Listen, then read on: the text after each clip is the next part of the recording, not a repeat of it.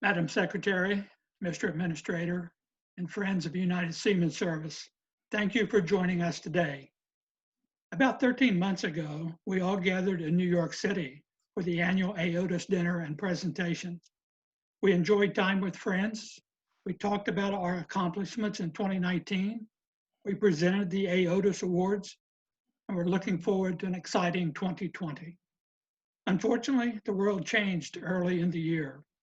The COVID-19 pandemic arrived in the United States, and our everyday routines and our work environment changed. Businesses started to shut down. People began working from home and minimizing travel.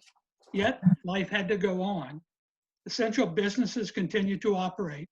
People needed necessary services like medical, first responders, transportation, food, clothing, fuel for automobiles, and items from big box stores. To keep the international supply chain and our economy operating, the hardworking maritime community labored every day to move millions of tons of cargo in and out of America's ports. They delivered the essential goods necessary for international commerce, the economy, and supported national defense. There was a strong consensus among the AOTOS committee that despite the pandemic, USS continued its annual AOTOS Award and recognized the maritime community for their tireless work. The AOTOS Award has been given every year since 1970 to individuals and organizations that have made valued contributions to American shipping and seafarers. More than 80 awards have been presented. This year, the presentation will highlight the services of the entire American maritime community, with special recognition of the four pillars of that community: the U.S. Merchant Marines, longshoremen, U.S. flagged shipping companies, and the Maritime Administration. Representatives from each segment of the industry will make brief remarks, followed by U.S. Transcom and MSC. The first speaker is well known in our industry, Mr. Michael Sacco, President, Seafarers International Union. Thank you, General Weichel. Good afternoon, everyone. Let me start with some good news. 2020 is almost over. Just a few more weeks, and we can turn the page and get started what is bound to be a much, much better year. Today, though, I have the honor of discussing one of the few bright spots of 2020. That is the outstanding performance of the U.S. Merchant Marine during this global pandemic. Actually, I salute the entire world's seafarers for the outstanding job and sacrifices they made to keep the supply chain moving. But today, I'm proud to recognize the American mariner who goes to work on the deep seas, along our coasts, on our rivers and waterways, and on the Great Lakes. I know your jobs aren't easy during normal times, and they definitely became much more challenging because of COVID-19. But you have answered every time and every call in every way.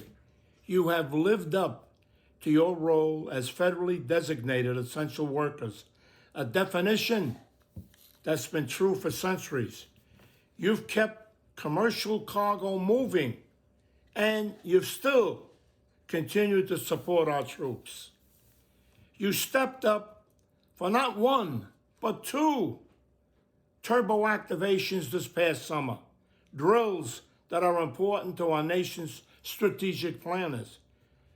And you also adopted to new routines that would have been unimaginable a year ago. Quarantines, COVID testing, restriction to ship, complexities with crew changes, extended rotations that meant longer time away from your families. Brothers and sisters, you've handled it all, and you've handled it like the professionals you are. You wouldn't be human if you didn't complain from time to time about those obstacles, but the truth is, you rarely grumbled and you always delivered. I couldn't be no more proud of you. My role today is to salute our mariners, but I also want to say a brief word of thanks to our ship operators, our U.S. longshoremen, our partners at the Maritime Administration, Transcom, the Coast Guard, and DOT. And I want you to know, your leadership, your cooperation made it possible for us all to continue getting our job done safely and on time. Because of your work, readiness has been maintained. Last but not least, I have a request for every seafarer, no matter where you sail from. Please, please continue to take this pandemic seriously, just like you've done all along. We can see the lighthouse ahead of the safe harbor, but this is not the time to drop your guard. You really are. You really are essential workers, and your country depends on you. More importantly, I know that you are mothers and fathers, sons and daughters, spouses and close friends. You have every reason to remain vigilant and to do everything possible to stay safe. Whenever this pandemic finally ends, and it will end, I certainly won't miss all the conference calls and the masks and the barriers and the hand sanitizers. But I want you to know one thing. In the meantime, I'm treating these precautions like my life depended on it. So please do the same, and we'll all be around for better days. Again, congratulations on a job well done, and thank you for your great work. We thank you. Our next speaker is the president of the International Longshore and Warehouseman Union, who work our Pacific Coast ports, Mr. William E. Adams. Thank you, Madam Secretary, Admiral Buzby. You know, it's an honor to be in such great company. As president of the International Longshore and Warehouse Union, and also Harold Daggett, international president of the International Longshoremen Associations, the two longshore unions in our country. Our members of both of our great unions have died on the battlefield during COVID-19, going to work to keep the nation's economies moving and the communities across this country with goods and supplies. We honor our heroes to their eternal memory. When we say longshoremen, it's a family. Longshore men and women, marine clerks, mechanics, foremen. That's the family tree. Our members are essential workers. But today, December 9th, 2020, the eyes of the nation and the world in this watershed moment are on the membership of our great unions, the ILW and the ILA, are being honored with the prestigious 51st Admiral of the Ocean Sea Award, the shipping industry's highest award. Longshore men and women, marine clerks and foremen are being honored today as a national treasure. Today is their day. This nation, our communities across the country and the shipping world owe them a debt of gratitude. Today, we put a human face on frontline longshore men and women, marine clerks, mechanics, and foremen who put their lives on the line daily. They are the heart and soul and the arteries of the nation's supply chain, keeping the nation's cargo moving under all conditions. Their commitment exemplifies the best of the human spirit. Their story is very inspirational. They're heroes without capes, going to work every day, not out of privilege, but obligation. Their courage has been graced under pressure. They have not flinched or faltered. Their nerve is held very fast, working every day with the majestic scorn for risk and danger, with unwavering determination. The spirit of dock workers have been a face of salvation to some and motivation to others. Longshoremen for over 100 years, whether the country was at war, in a depression, a recession, unrest, doesn't matter, Democratic, Republican administration, maritime is bipartisan. The men and women of the ILW and ILA answered this call, have worked continuously through the pandemic, at substantial risk to their own health and well-being to keep cargo moving through our country and ports. Their work has been heroic. Since the COVID-19 outbreak, dock workers continue to play an enormously critical role in supporting our economy, ensuring that Americans receive vital goods, including the Army ships that were set up for hospitals in Long Beach and New York, PPP, and medical supplies. And even with the uptick of congestion, dock workers have kept the supply chain moving, even getting stranded passengers off cruise ships in the cruise ports. Thank you again for honoring our nation's dock workers and recognizing their contributions to our nations and communities across America and the world. Thank you, Mr. Adams, and thank your membership for their hard work every day to move America's cargo. Now for two esteemed ocean carrier executives from domestic and international shipping who make the investments in the vessels that move the cargo. First is Mr. Thomas B. Crowley, Jr., Chairman and CEO, Crowley Maritime Corporation. Thank you, Ken. I'm really honored to be with you today and humbled to represent our industry at this important event. Before I share my thoughts, though, I'd like to really thank the Madam Secretary, the Honorable Elaine Chao, for all she has done to support the U.S. maritime industry. Her leadership of the Department of Transportation has been exemplary in these trying times, and she's the most deserving person to receive the 51st Annual AOTOS Award on behalf of the industry and its mariners. I'd also like to recognize the great work of Admiral Buzby and his team. The cadence of MARAD's industry-wide conference calls, led by Admiral Buzby throughout the pandemic, have been invaluable in bringing key stakeholders together to share creative ideas and best practices. The outcomes of those discussions have done much to keep mariners and shoreside personnel safe while ensuring that the supply chains have remained open and flexible. Importantly, our partnerships with labor have been essential in our shared success throughout this challenging time. This should be no surprise. Our union brothers and sisters have always answered the call during difficult times, and they did so again in 2020. Extended tours on board vessels, agreeing to high-frequency COVID testing, adopting to the new normal of enhanced safety and hygiene protocols. Our labor partners continue to show the American work ethic in the very best light. On shore, our administrative teams have also done a remarkable job adapting to the new normal. If you would have asked me a year ago if 95% of our personnel could work effectively from home, I would have questioned the probability of success. But COVID forced our hand, and leveraging our people's ingenuity, as well as our investments in technology, we've been remarkably successful in adapting our work processes. Essential supply chains remain robust, and that is good news for everybody. COVID awareness and prevention have become added layers of defense in our safety programs. The availability of PPE and timely testing and test results availability continues to be a challenge, although it's better than it was at the start of the pandemic. Our nation's mariners play a vital role for the economy and the national defense. They live and work in close quarters on board vessels, and their protection must be our first priority. The integrity of our supply chain for food, medicines, essential goods, and military equipment depends on it. Prioritizing mariners for testing and early vaccination will do much to avoid supply chain disruption in the coming months. If we are to continue to protect our mariners for the duration of the pandemic, stakeholder collaboration is essential.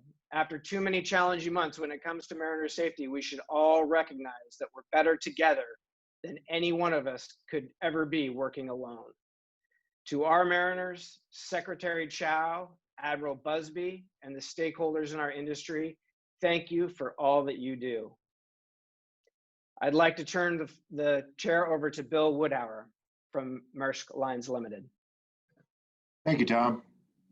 General Michael, Admiral Buzby, Secretary Chao, other distinguished guests, it's good to be with you again today to support the important work of the United Seamen Service does on behalf of the American Merchant Marine. It's also important and appropriate this year more than ever to honor those engaged in our nation's waterborne commerce and defense logistics. In this most difficult year, one that's tested the resilience of our supply chains and which revealed, yet again, how absolutely critical our transportation infrastructure workers are, we applaud the AOTOS Selection Committee's decision to honor our nation's merchant mariners, longshoremen, domestic and international shipping companies, and the Maritime Administration. On behalf of the U.S. Flag International Shipping Community, I humbly accept this award, which will be proudly displayed at Marit headquarters. If the old saying, calm seas don't make skilled sailors, is true, we should have a whole fleet of salty admirals by now. While the rest of the world largely adapted to shelter-in-place orders and working from home, our business requires moving seafarers on and off ships around the world. With 90% of flights canceled and countries closing their borders and changing the rules sometimes daily, to say it's been a challenging year is an understatement. On several occasions, international shipping companies received outstanding support from Marit and the State Department with diplomatic interventions to facilitate overdue crew changes for ships that have been diverted to countries for just that purpose. This usually involved joining crews being quarantined in country for 2 weeks and departing crews passing testing protocols prior to repatriating. For crews joining MSC ships, 2-week ROMs or restricted operational movements became the new norm. And there are a few of us who never expected to learn so much about chartering commercial flights to and from Diego Garcia.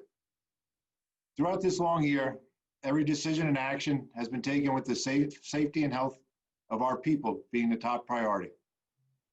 We cannot say enough about the resilience, courage, and can-do attitude of our seafarers. They know that in a crisis, it's more than a job.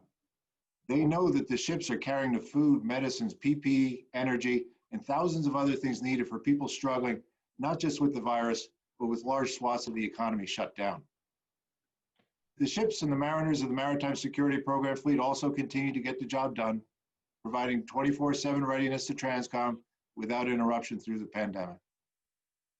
COVID-19 remains a significant challenge to the health of our workforce and subsequent reliability of our services.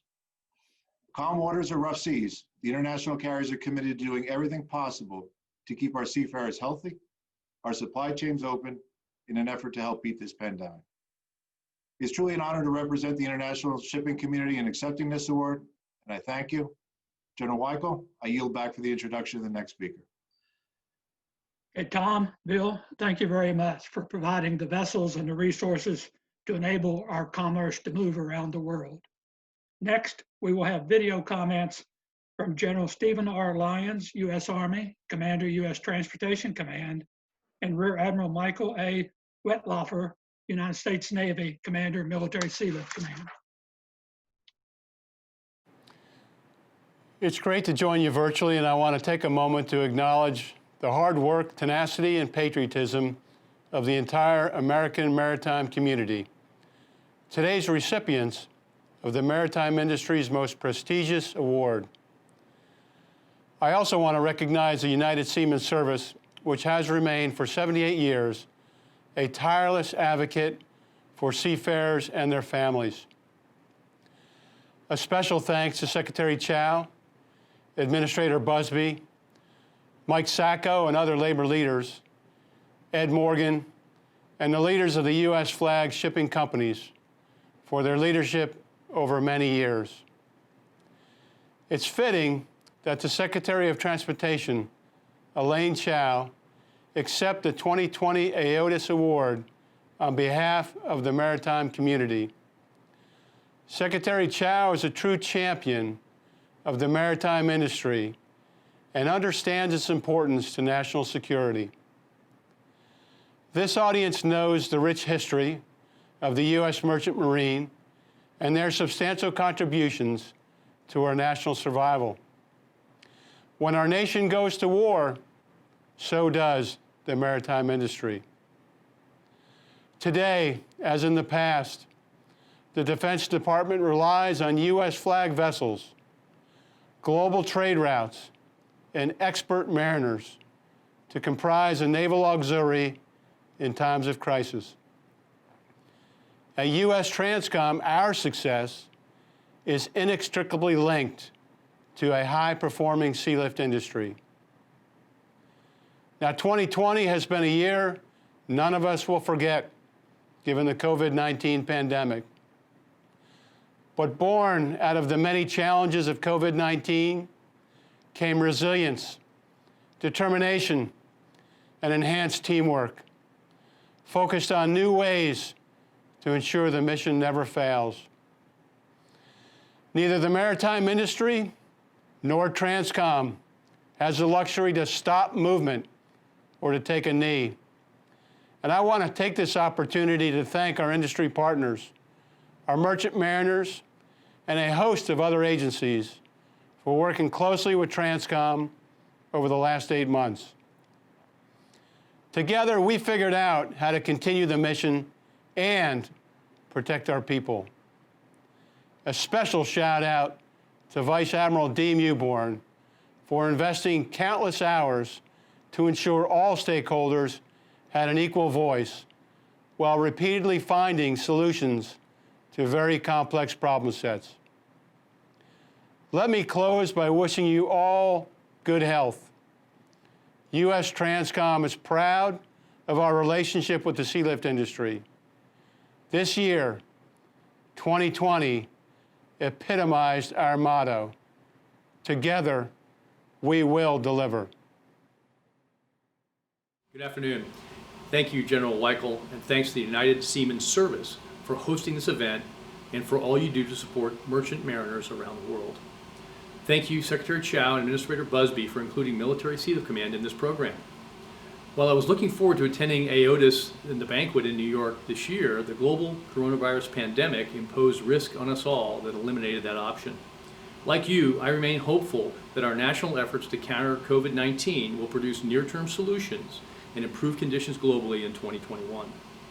While we wait patiently and safely for those solutions to become available, I am certainly grateful for the chance to participate virtually as we recognize the contributions to our nation made by merchant mariners and the maritime transportation industry. Through the pandemic, our military, civil service, and commercial partners have continued to support joint force requirements across the globe. At Military Sealift Command, we continue to execute our no-fail mission to provide agile logistics, strategic sealift, and specialized missions 24/7 every day. As many may recall, 2 MSC ships, the hospital ships USNS Comfort and USNS Mercy, deployed to New York and Los Angeles shortly after the national emergency was declared last March. Of note, Comfort was conducting a significant maintenance period, and our Civil Service Mariner crew, with MSC engineers and our industry partners, were able to rapidly complete those requirements to support the mission.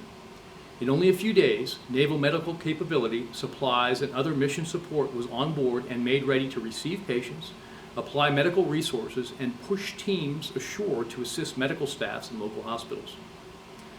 As you may know, MSC is also expanding with new fleet oilers and support ships joining our fleet over the next few years. This expansion will provide more opportunity for jobs and work at sea and in shipyards around the country. Importantly, small business opportunities with MSC continue to grow, with over $2 billion obligated to small businesses during the past 2 years. I would like to thank our many partners, shipbuilding and repair companies, maritime operating and shipping companies, original equipment manufacturers, logistics and transportation companies, small businesses, the American Bureau of Shipping, and certainly the United States Coast Guard, who directly contribute to our global mission. Working together, we identify requirements and solutions to myriad challenges. Then we overcome those obstacles before they limit us. Our work together this year under challenging conditions merely highlights and reinforces the value and importance of this relationship to our nation and to the maritime industry. Not least, I applaud the mariners who answer the call to work and serve at sea. Every day, I see them overcome challenges to meet commercial and national security missions while keeping their shipmates safe. Thanks to each of them for their diligence and perseverance, and to all who support them. United we sail. To speak on behalf of the final pillar of the maritime community is the Honorable Mark Buzby. It's a pleasure to be with you all today for the presentation of the Admiral of the Ocean Sea Award. Secretary Chao, thank you for joining us this afternoon and for your amazing leadership. I must say that I am missing out on the fun and excitement of an evening in New York City where we have gathered annually for years for a night to celebrate our industry and to pay special tribute to the outstanding performance and service to the nation by those who serve afloat and ashore. I will truly miss shaking hands with those courageous and patriotic professionals. I do not miss climbing into a tuxedo, however, and I'm sure I am joined by many in that. But here we are, pressing on in a ceremony that's history-making in itself and a little different, much like this past year.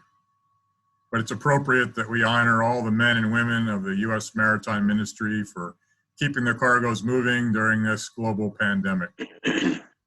Fact of the matter is, there aren't many jobs in this industry that can be done remotely. Even in the best of times, life in this industry, whether at sea or ashore, is challenging and often dangerous. But the men and women of the U.S. Maritime Ministry adapted, improvised, overcame, and weathered this storm with a remarkable safety record. We needed every one of them to get the job done, and they got it done. MARAD is deeply honored to be included among those segments of industry that are being cited with this year's AOTOS Award.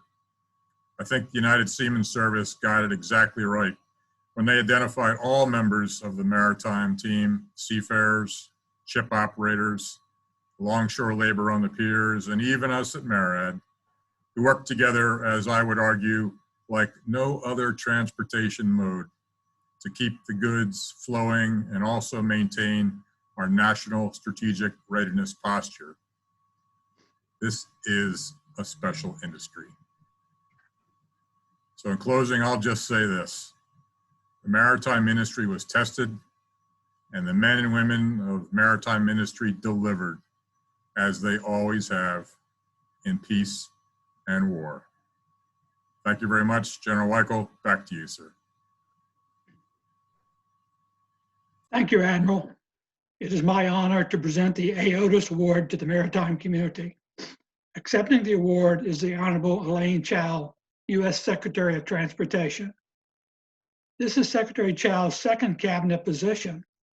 History already knows her as U.S. Secretary of Labor, the first Asian American woman appointed to the President's cabinet in American history. Our industry knows her as one of the strongest, most passionate, and successful advocates of the U.S. maritime community ever to serve as Secretary of Transportation. Secretary Chao specialized in maritime financing in the private sector and began her career in public service, working on transportation and trade issues at the White House. She went on to serve as Deputy Maritime Administrator, Chairman of the Federal Maritime Commission, and Deputy Secretary of Transportation. So clearly, Secretary Chao understands our issues and the maritime industry better than any previous secretary. In June 2019, she was named the American Maritime Hero by industry leaders, who widely regarded her as the best Secretary of Transportation for the U.S. maritime industry our country has ever had. It is particularly fitting that as last year's recipient of the Admiral of the Ocean Sea Award, Secretary Chao honors all the hardworking men and women in the American maritime industry who have performed outstandingly and with such great patriotism by accepting this year's award on your behalf. At this time, I'll present the award to Secretary Chao. Please join me in welcoming the Admiral of the Ocean Sea, Secretary Elaine Chao. Thank you. Thank you for that overly generous introduction, General Weichel. Let me thank the United Seamen Service as well for your work in promoting the welfare of seafarers, their families, and others for decades in the maritime industry. We're grateful for what you do. And of course, let me give a special shout out to President Mike Sacco of the Seafarers International Union, who is beloved and much respected for being with us today as well. He is a tireless advocate for America's mariners and one of the country's most respected voices for working men and women. He is always championing issues and matters for his rank and file members. They always come first in his book.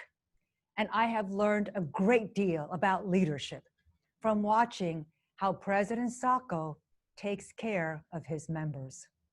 And then also I want to give a big congratulations to SIU for successfully reopening the Paul Hall Center for Maritime Training and Education at Piney Point in Maryland. The Department of Transportation has actually been on site of this wonderful, top-notch facility for our own training sessions. And this facility is a top-notch facility that has ensured the top quality training and education of maritime labor in this country. And we're very grateful. And I'm also so delighted to see Tom Crowley of Crowley Maritime and Bill Woodhour of Maersk USA, two venerable names in the industry and great operators who are critical links in the maritime transportation system and network in our country that ensures the movement of essential supplies and goods that is so critical to our economic vitality. So thank you both for your leadership as well. And then I'm delighted that MSC and Transcom are being saluted and included because they are essential to our country's security. And we want to thank them for their hard work because overall, in a network like this, it is truly a partnership that all of us work together so smoothly and so well, and that is all good for America. Lastly, I want to kind of remember the late Captain Robert Hart, who was a dedicated chairman of the Admiral of the Ocean Seas National Committee for more than 2 decades. I also want to thank Admiral Buzby for his strong leadership of MARAD during this time. We are so lucky to have Admiral Buzby with us. He has an illustrious career in our sector, and I'm so glad that he's at MARAD. Because as we all know, due to the COVID-19 public health crisis, this has been an incredibly challenging year for the entire transportation sector, and maritime is no exception. To respond to this challenge, let me talk about MARAD a little bit. MARAD was tireless in helping the industry cope with this public health emergency. They worked to strengthen the U.S. flag shipping industry, improve our ports, support our essential shipyard and repair facilities, and make better use of our inland waterways. Admiral Buzby and the Maritime team, MARAD team, made protecting the men and women of the maritime industry on board ship or ashore a priority. And these efforts I have seen again and again been matched across the industry. It is so gratifying to see the team at MARAD, as well as ship operators, seafarers, the unions, and the longshoremen, the entire industry, recognized by United Seamen Service's most prestigious award. As we have heard, and as has been mentioned, the men and women of the maritime industry are a unique fraternity. They pull together and keep on course no matter how strong the storm. Last year, I was very honored to receive this prestigious award from the U.S. maritime community. And this year, I am very, very honored to receive this very prestigious award on behalf of MARAD, the U.S. Department of Transportation, and the entire United States maritime community, which does so much to protect our country in wartime and in peace, and during peacetime, for ensuring that commerce continues unabated and efficiently. So I want to congratulate everyone on this call, congratulate the sector, and also thank the United Seamen Service once again for this incredible recognition and for highlighting MARAD's efforts, the department's efforts, but the overall maritime industry's efforts, who work so hard on behalf of America and Americans to respond to this unprecedented health challenge. This is a time that we will not forget for a long time. And all of us, I know, are looking forward to the day when we can return to our normal lives again. But remember, before we do, it is during this time of such need that the maritime industry stepped into the breach and made sure that Americans can conduct a modicum of our normal lives during this pandemic, all because of the support and the hard work of the U.S. maritime industry. And for that, as the U.S. Secretary of Transportation, I thank you all from the bottom of my heart for all your hard work, for your patriotism, for your dedication and commitment to our industry and also to our country. Thank you so much. Thank you, Madam Secretary, for those inspiring remarks. We really appreciate them. We also appreciate the efforts from all of those who participated in the program today and those who work behind the scenes to ensure its success. We hope to see all of you in person in November 2021 in New York City. Have a great holiday and a great 2021. Thank you.